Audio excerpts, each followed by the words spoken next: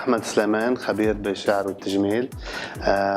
نحن عنا شركة لبيع مواد التجميل خاصة بعناية بالشعر. هو الفارموال، هو علاج زهرة الأوركيديا. هذا المنتوج هو ابتكار جديد بعالم التجميل. حاليا بالعالم كامل هو الحل الوحيد لمشاكل الشعر ومشاكل العصر، تساقط الشعر وعدم نمو الشعر. هو دائما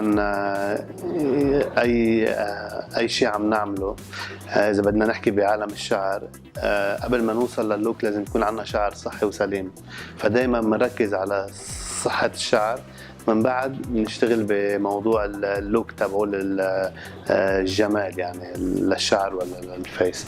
ضمن المعايير الدولية لأي مسابقة ملكة جمال، أنا حأحكي عن الشق اللي هو خاص بالجمال. بالنقط اللي ممكن نبرزها بجمال المشتركين، والنصيحة اللي حنعملها هي إنه تكون عندها جمال طبيعي، ما حيكون عندنا شيء كتير تجميلي، يعني كعمليات تجميل ولا شيء. حنركز على الجمال الطبيعي، واللي كتير موجودة عندنا خامة قوية فيها بالمغرب.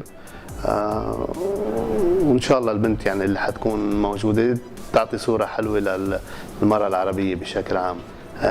عندنا إلمام بالمرأة المغربية، هنشتغل عاملين جولة على صعيد المملكة كاملة، هو عملية فحص مجاني للشعر لنعرف أنواع المشاكل الموجودة وطرق العلاج تبعها.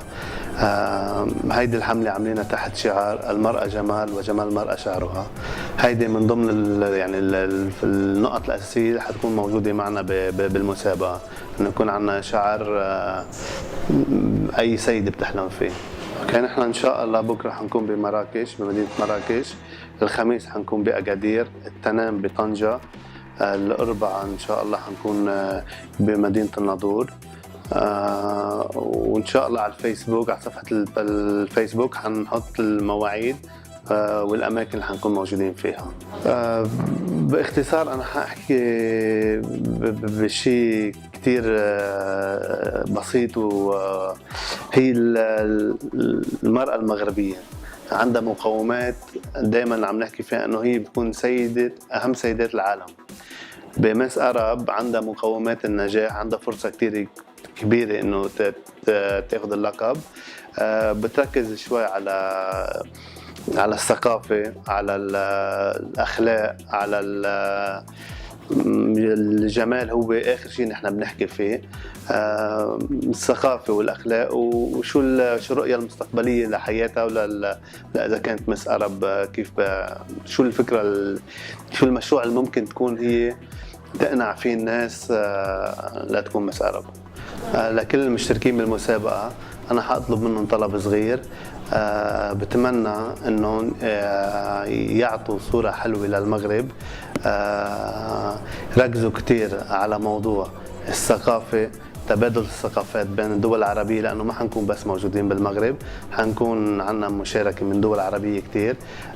ثقافة المغرب كتير مهمة، لازم نوصل صورة حلوة عن أخلاق وطيبة ثقافة المرأة المغربية.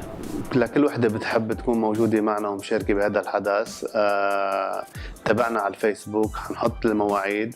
بنشوفكم إن شاء الله، وأهلا وسهلا بالجميع.